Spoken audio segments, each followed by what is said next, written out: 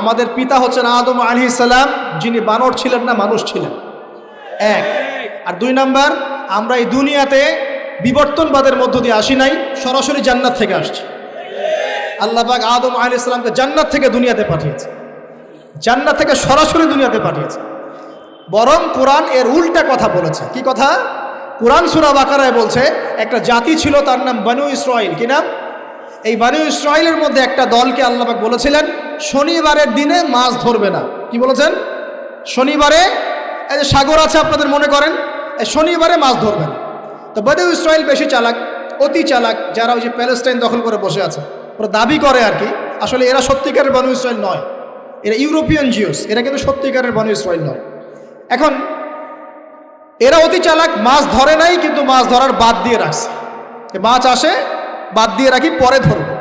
এই পাপের কারণে, এই সীমা লঙ্ঘন করার কারণে সূরা বাকারা এবং সূরা আরাফে আল্লাহ পাক বলেছেন ওই মানুষগুলোকে আল্লাহ পাক বানর বানিয়ে দিয়েছে। তাহলে মানুষ থেকে বানর হয়েছে এই দলিল কোরআনে আছে, পড়ে দেখেন। মানুষ থেকে যে বানর হয়েছে এই দলিল কোরআনে আছে, সূরা বাকারায় আছে, সূরা আরাফের মধ্যেও আছে।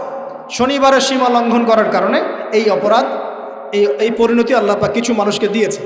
তারা এখনো জীবিত আছে কিনা আমরা জানি না, ওদেরকে আল্লাহ পাক মেরে ফেলেছেন না বেঁচে আছে আমরা এগুলো জানি না, কারণ কোরআন এগুলো নিয়ে কথা বলে নাই। এতটুকু কোরআন বলেছে। তবে এখনও কিন্তু বহু বাইরের মানুষ আকৃতির প্রাণীকে আল্লাহ পাক ভেতর থেকে বানর বানিয়ে দিচ্ছেন না।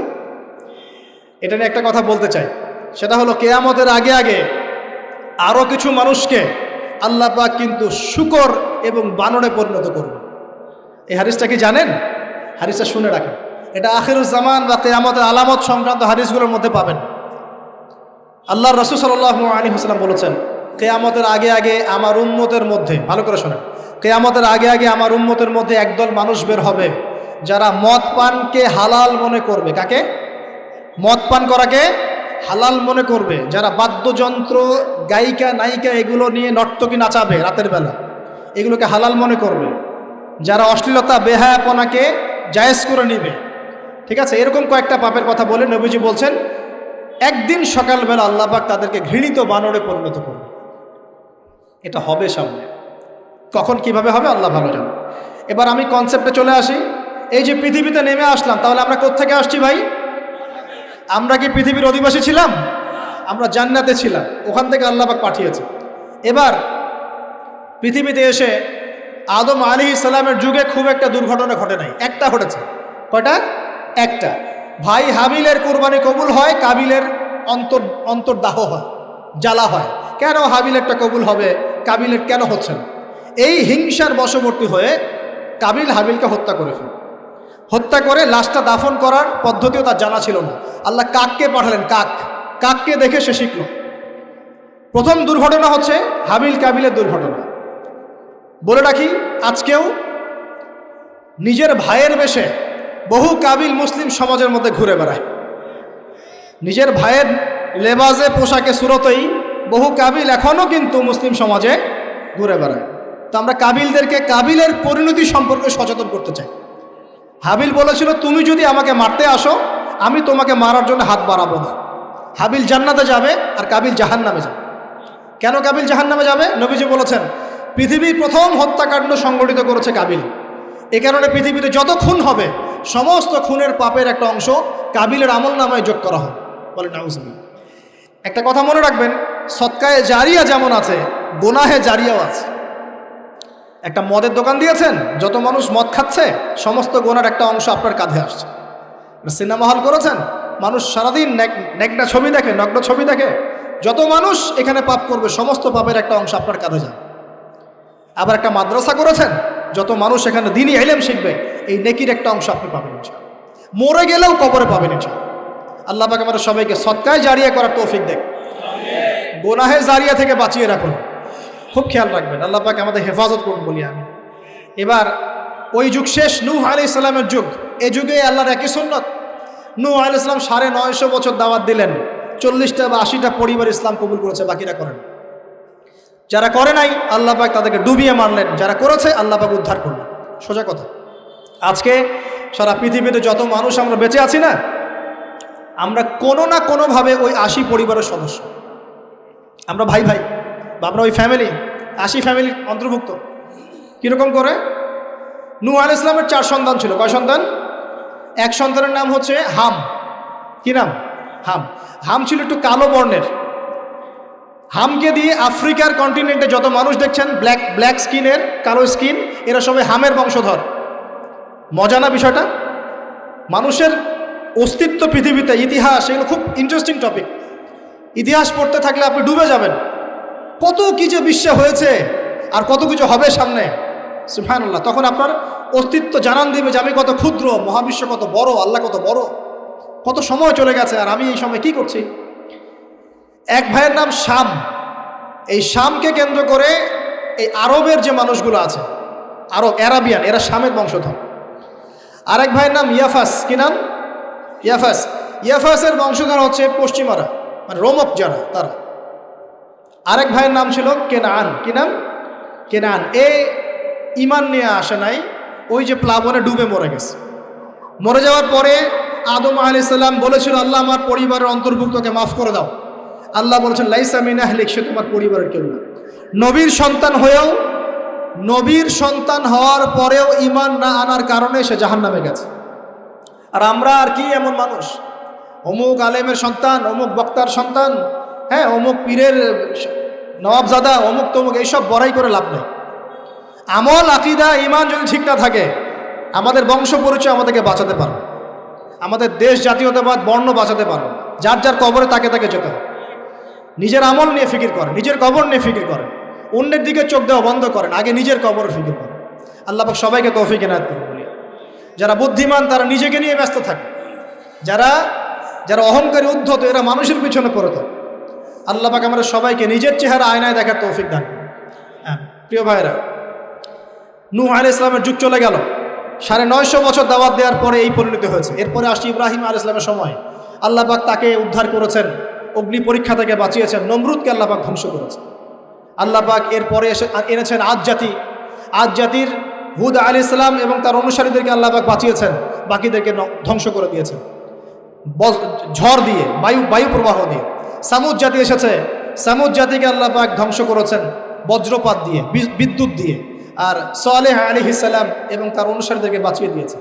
ফেরাউনের যুগ এসেছে, আল্লাহ পাক মূসা আলাইহিস সালাম এবং বনু ইসরাইলকে বাঁচিয়েছেন, ফেরাউনকে ডুবিয়ে মেরেছেন লোহিত সাগর।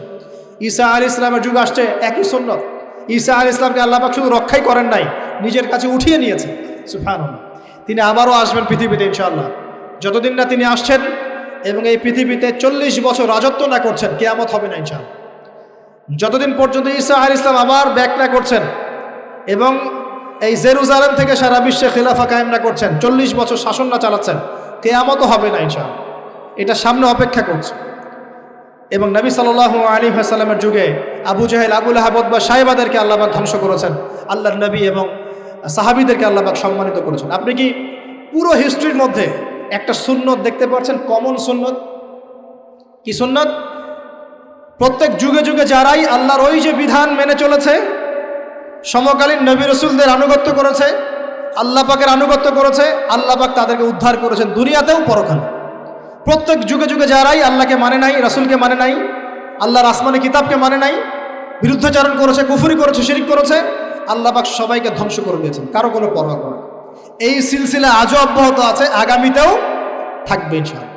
এখন আমরা যারা এখন বেঁচে আছি, আমরা নবী সাল্লাল্লাহু আলাইহি ওয়াসাল্লামের ইন্তেকালের প্রায় 1450 বছর পরের মানুষ। আল্লাহর নবী এসেছেন এমন সমাজে, যে সমাজে শিরকের পাপ চলছে, সুদের পাপ চলছে, দুর্নীতি চলছে, আপনার কন্যা সন্তানকে জীবিত হত্যা করা হচ্ছে, আপনার মাদক দ্রব্যের সয়লাভ চলছে, মেয়েদের অধিকার দেওয়া হচ্ছে না, হ্যাঁ, গোত্রীয় হানাহানি চলছে। ওই সমাজটাকে তিনি 23 বছরের মধ্যে পাল্টে ফেললেন। কত বছর? 23 বছর। কিভাবে পাল্টালেন? উত্তর, তিনি প্রথমে জ্ঞানের চর্চা করেছেন। কিসের চর্চা? জ্ঞানের। আল্লাহ পাক প্রথম ওহী নাযিল করেছেন, ইকরা বিসমি রাব্বিকাল্লাযী খালাক, পড়ুন আপনার রবের নামে যিনি আপনাকে সৃষ্টি করেছেন। নবী সাল্লাল্লাহু আলাইহি ওয়াসাল্লাম, সাহাবীগণ কোরআনের 6টা হক আদায় করেছেন। কয়টা হক? 6টা। তারা কোরআন পড়া শিখেছেন। আমরা সবাই কোরআন পড়া শিখবো তো ইনশাআল্লাহ? তারা কোরআনের অর্থ শিখেছেন। আমরা কোরআনের অর্থ শিখবো তো ইনশাআল্লাহ? তারা কোরআনের আদেশগুলো মেনেছেন। আমরা কোরআনের সব আদেশ মানবো তো ইনশাআল্লাহ? তারা কোরআনের সমস্ত নিষেধগুলো বর্জন করেছেন।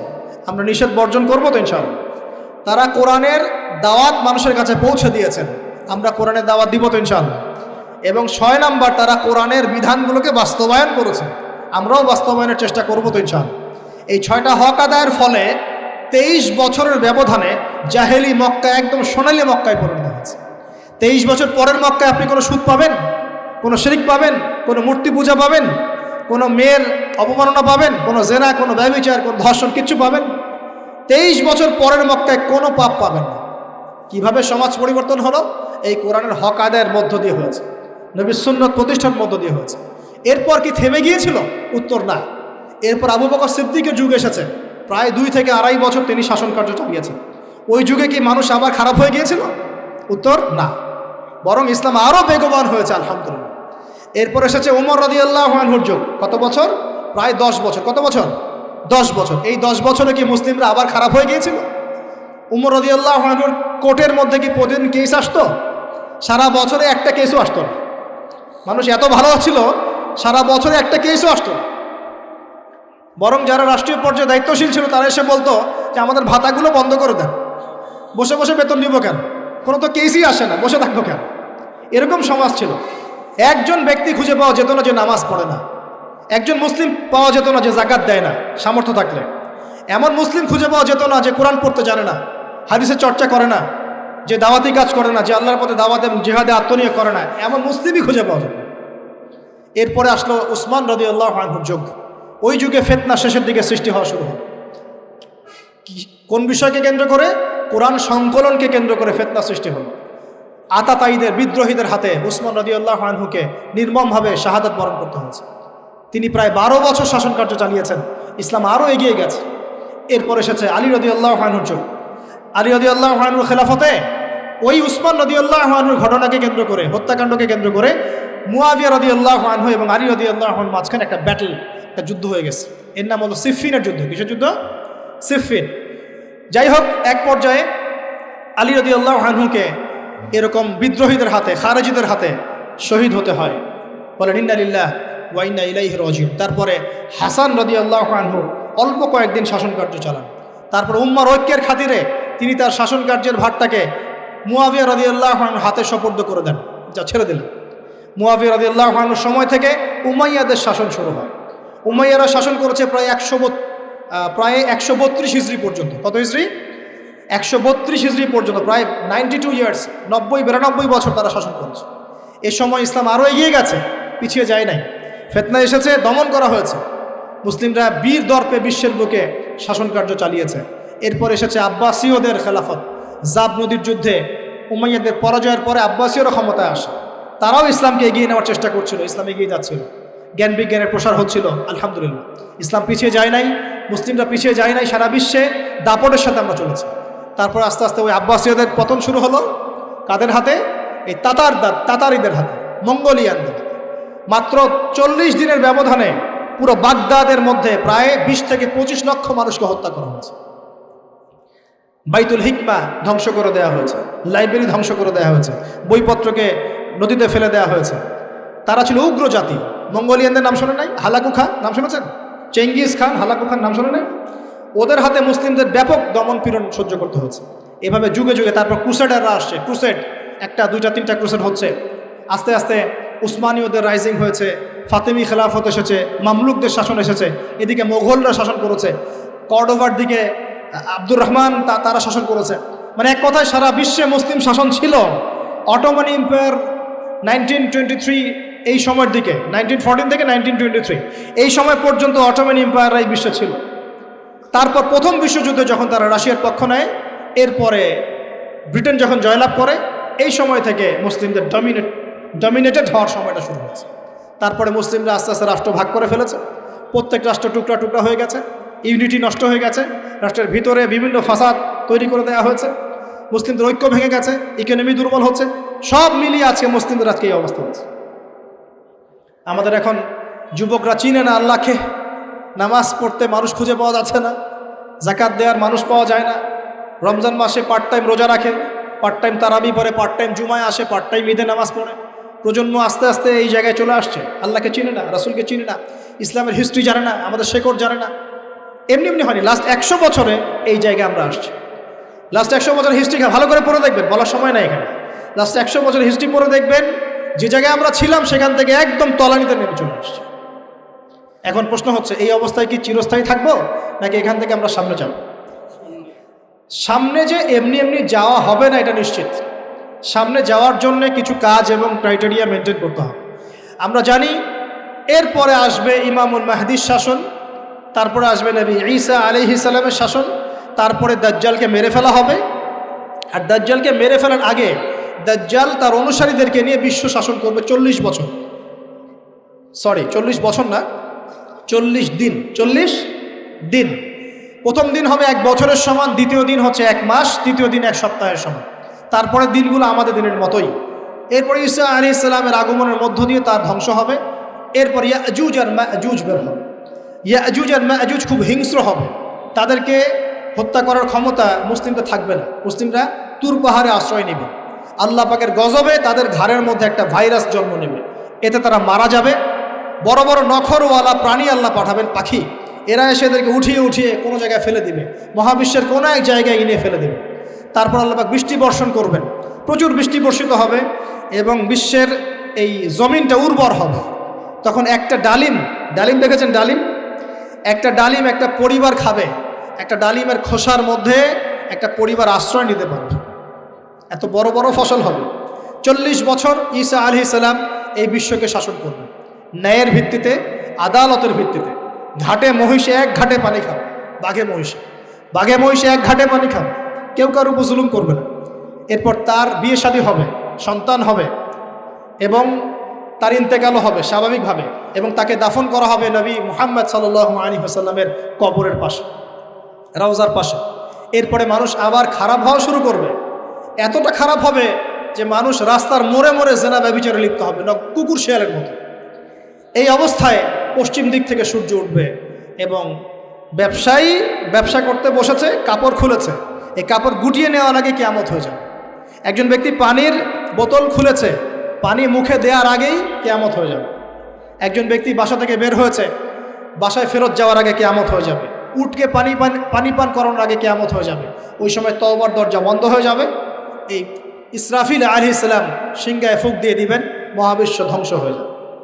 আল্লাহ পাক দ্বিতীয় ফুৎকারের মধ্য দিয়ে আবার সবাইকে উঠাবেন এবং এই দুনিয়ার জীবনে আমরা যে কাজগুলো করেছি এর হিসাব আমাদেরকে দিতে হবে। সেদিন যদি আমরা আল্লাহর কাছে প্রত্যেকটা কাজের হিসাব দিতে পারি, কোরআন সুন্নাহর উপর থাকতে পারি, আল্লাহর বিধিবিধান মেনে চলতে পারি, এই কারাগারের জীবনে আল্লাহর বিধান মেনে চলতে পারি, ইনশাল্লাহ যেই জান্নাত থেকে আসছি আবার সেখানে ফিরে যাবো। আর যদি ওই দিন আমরা হিসাব দিতে ব্যর্থ হই, আল্লাহ না করুক, তাহলে ওই ইবলিসের সাথে, তার অনুসারীদের সাথে আমাদের সবাইকে জাহান্নামে থাকতে হবে বলে না। এভাবে হিস্ট্রি শুরু হয়েছে, হিস্ট্রি শেষ হবে। এই দুনিয়া চিরস্থায়ী হবে না, আর আমাদের অবস্থা এমন থাকবে না। এখন শেষ কথা হচ্ছে, এই অবস্থা থেকে উত্তরণের জন্য আমাদের কি করণীয় হচ্ছে? উত্তর, আমাদের প্রথম দরকার জ্ঞান চর্চা। কি দরকার ভাই? জ্ঞান চর্চা। প্রচুর জ্ঞান চর্চা প্রয়োজন, জ্ঞান নাই কিছুই করতে পারবে না। দ্বিতীয় কাজ হলো আমাদের সবার দরকার জানা অনুযায়ী আমল করা। জানা অনুযায়ী আমল করা, যে যত বেশি জানি আমল করার চেষ্টা করি, আল্লাহ পাক তৌফিক দান করুন। এরপর দরকার আদর্শ পরিবার গড়ে তোলা। পারিবারিক আদর্শ সুন্দর হলে পরে সমাজটা সুন্দর হবে ইনশাআল্লাহ। আল্লাহ পাক আমাদের সবাইকে আদর্শ পরিবার গড়ার তৌফিক দান করুন। দিনদার মেয়েকে বিয়ে করবেন, দিনদার ছেলেকে বিয়ে করবেন, অল্পে তুষ্ট থাকবেন, পরিবারের বিষয়ে সবর করবেন এবং সন্ততিদেরকে মানুষ করে যাওয়ার চেষ্টা করবেন। এরপর দরকার আমাদের হালাল রিজিক। সবাই যদি হালাল রিজিকে সন্তুষ্ট থাকি, সমাজের মধ্য থেকে অন্যায় এমনি অটোমেটিক কমে যাবে ইনশাআল্লাহ। প্রত্যেকটা কাজ করার আগে চিন্তা করব কিভাবে করলে হালাল হবে, কিভাবে করলে হারাম হবে। এরপর দরকার নবী সাল্লাল্লাহু আলাইহি ওয়াসাল্লামের সুন্নাহ মাফিক জীবন গড়া। 24 ঘন্টার দিন রাতে যে কাজগুলো আছে, এই কাজগুলোকে নবীর সুন্নত অনুযায়ী করার চেষ্টা করব, আল্লাহ পাক তৌফিক দান করুন বলি। আরও দরকার আমর বিল মারুফের কাজ করা, মানে সৎ কাজে আদেশ করা। আমাদের সবাইকেই দাওয়াতি কাজ করতে হবে।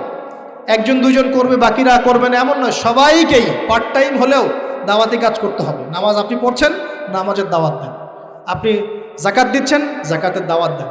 আপনি রমজান মাসে রোজা রাখছেন, অন্য ভাইকেও রোজা রাখতে উৎসাহিত করেন। আপনি সুদ খাচ্ছেন না, অন্য ভাইকেও নিষেধ করেন, ভাই আপনিও খায় না।